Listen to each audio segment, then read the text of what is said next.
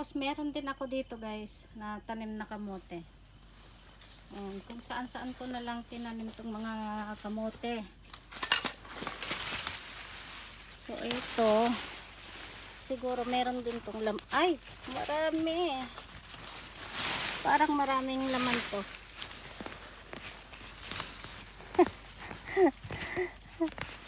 Ayan. Tapos dito agbere-bere. So pagka ganito marami sigurong bunga to, laman. Unti makita. So medyo late ko na tong tinanim.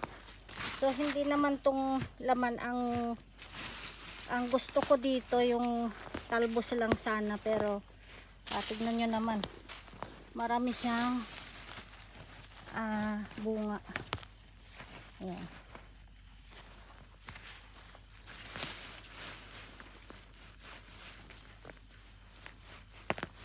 Madi nga maparot timinsanan.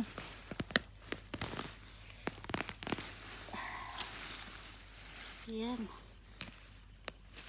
Ay, marami din. Maliliit nga lang. So, hindi kagaya last year na marami akong na-harvest na malalaki. Ayan, tapos dito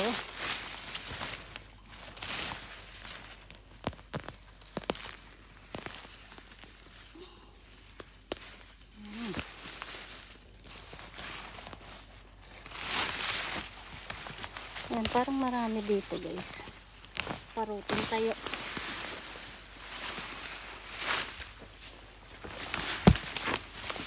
Ayan, marami pang mga kamatis dito. Sayang. So, masisira na yan.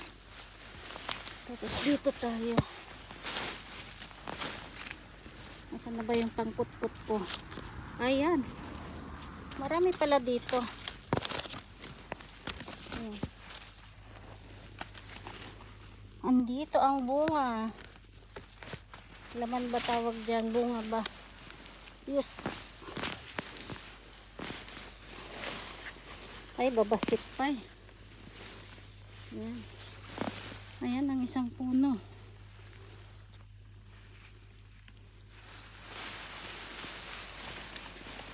Ayan. Tapos dito rin.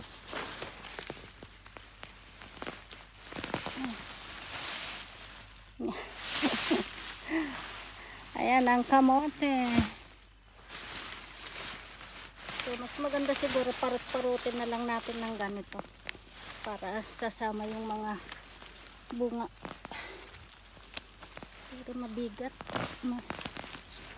Marigat na parutin. Ayan. Ay, maliliit pa. Pero marami din dito guys.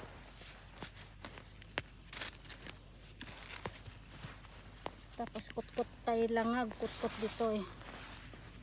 So marami rin palang bunga itong tinanim ko lang dito na sinsinan.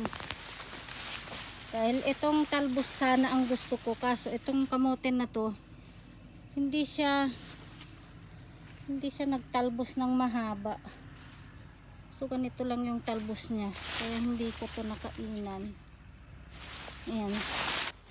So late na kasi akong nagtanim dito, kaya siguro maliliit tong bunga.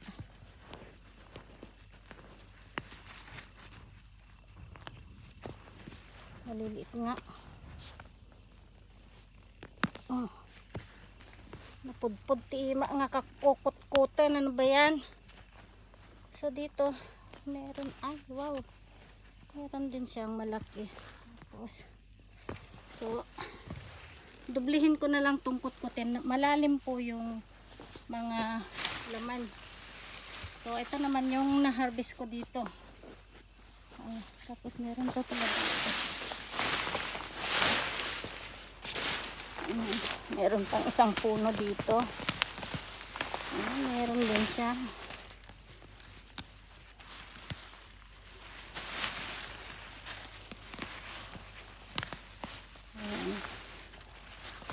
O, diba? Pagka may tinanim talaga, mayroon kang aanihin. Kung masipag ka lang magtanim. So, ayan guys. Ang aking na-harvest dito. Tapos meron pa dun sa kabila.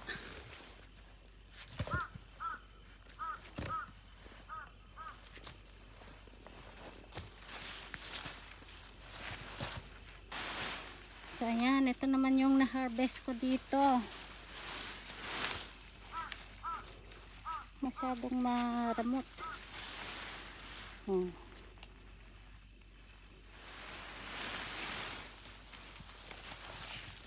Oh, diba?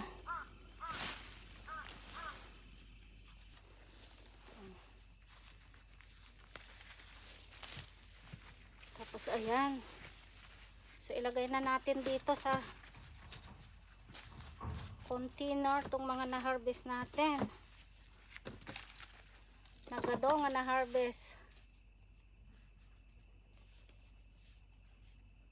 Ayan.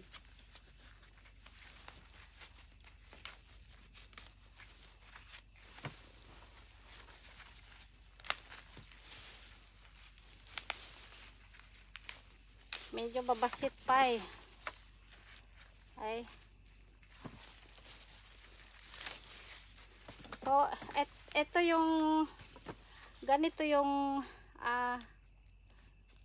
ito yung binili ko sa supermarket na pinatubo lang sa bahay. Tapos marami siyang talbos na lumabas, kaya ito yung mga tinanim ko dito. Ay, pakaliliit. Ay. So, pwede na rin to pagtiyagahan guys. Kasi dito sa Hokkaido, malamig ko rito. Bihira ka lang makatanim ng kamote. So, dito ako sa loob ng greenhouse nagtatanim. So, ayan ang na-harvest ko. Isang container. O, diba? Pero, pag bibilhin mo to sa supermarket, sobrang mahal po to guys. So, itong ganito kalaki, nasa 80 pesos na siguro ito pagka binili mo sa supermarket. Kaya mas maganda yung magtanim ka na lang kung mayroon kang space na pwedeng pagtaniman. Ayan, o diba? Pag may tanim, may aanihin.